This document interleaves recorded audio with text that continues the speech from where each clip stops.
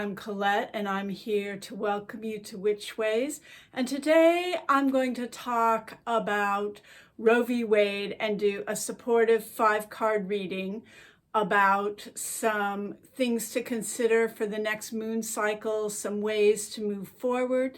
And then after that, I'm going to do some suggestions on some magic that you can take on, and also talk about the ways this decision is connected to many other justice and equity issues in the world today.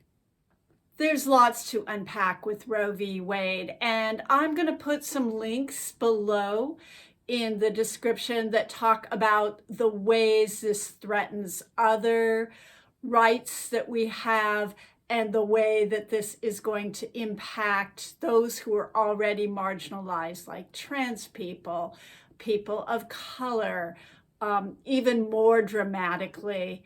And I hope you check them out. And I want to thank Kate for getting me started with some of those links. I'm going to jump into the card reading. So this reading is for the next moon cycle, and that runs from approximately the end of June to almost August.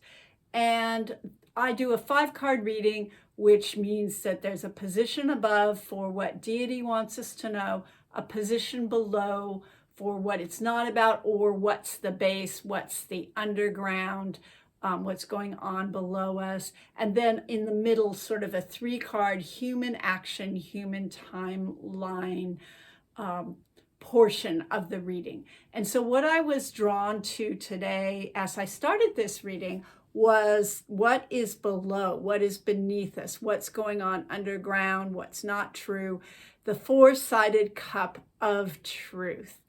And what the guides want us to understand about this card is that a large percentage of people are willing to lie if that meets their needs. And the basic lie is that this is about concern for life and concern for the unborn.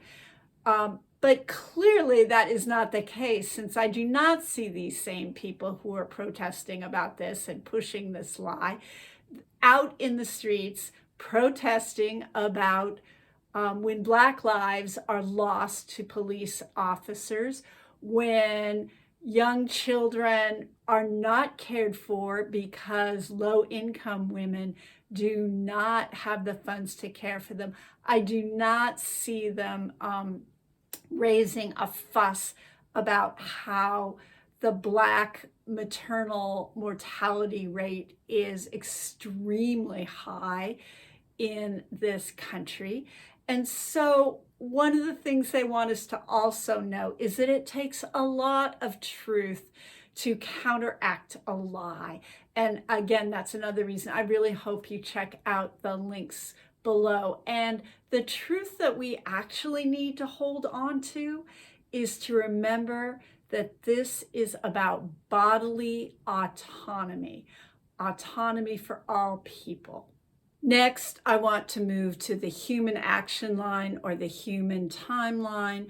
And all 3 of those cards have to do with resources. Who gets them, who doesn't.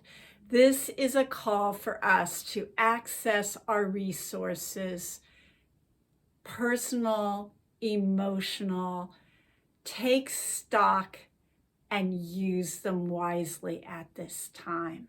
The first card in our action line is in the position of what do we bring? What is our strength? And that card is the Island of Ancestors. And this is a good time to ask our ancestors who lived through difficult times to help us and support us. And this card reminds us that even if progress is slow, it does happen when we put our witchy powers towards that end. And we can even turn things around in a quick way. But even if progress is slow, it does happen when we put our focus towards that. And that this card, it also reminds us that we will have a world where we all can get what we need and have bodily autonomy and the resources to support that. Position number 2 in this timeline action line is about our physical situation and the actions that are best to take at this time. So that card is the Island of Giant Cattle.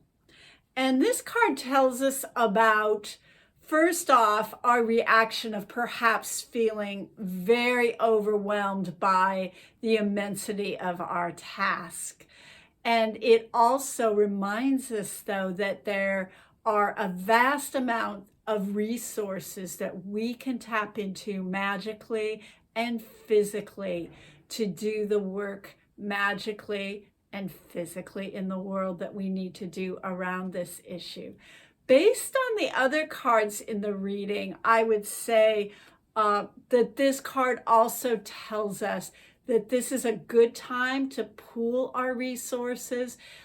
It's a good time magically to make donations. Our donations will go further.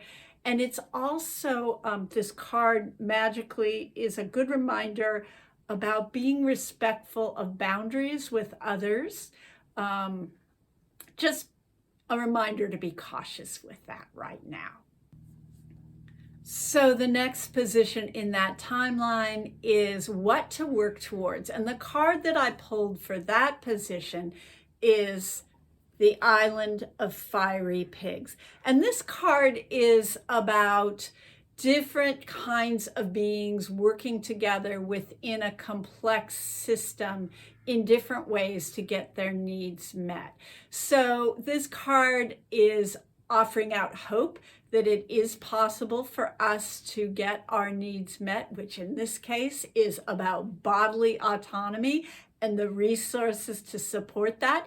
And it also reminds us to call on our witchy powers of being in the right place at the right time. It's a card of realization of goals. And to enhance your ability to be in the right place at the right time, I always recommend the herb thyme. It seems really straightforward. Put it on your food. Do a prayer as you burn it, asking it to help with you being in the right place at the right time to have the most impact. Again, needing to use our resources wisely around this. The 5th card is in the position of what deity wants us to know. And that is the card of the Island of Women. And I think this is also, for me, a little bit of a follow-up about where's the best place to put our energy. So the overview of this card is to just take a moment to get together with your community and take this in and share and support with each other. There is also an invitation magically at this time to move into a collective dreaming process over what would be possible, to do our best to take a minute to calm, center, and integrate in community with others, and dream, vision, and plan for a better future. I'm going to talk now about what we can do magically based on what I saw in this reading. And the first thing I want to say is put the oxygen mask on your own face first. Many of us are outraged. Many of us, and we should be, many of us are having a lot of feelings come up. And so I think it might be helpful to pause and center and burn some herbs for yourself. Lavender and rosemary are both great for that. The other thing that you can do is to send magical support to those who are working towards equity and the rights of everyone to have bodily autonomy. You can also magically charge donations that you're giving at this point to organizations. Again, I've listed some of those in the descriptions, and ask that those be increased tenfold. You can get together with a small group of people or working solo. Do some magic towards the supporting of bodily autonomy for all beings. Then take a physical action. When you take a physical action, even if it's a small one, it opens the door for the magic to move into the world and have a greater impact.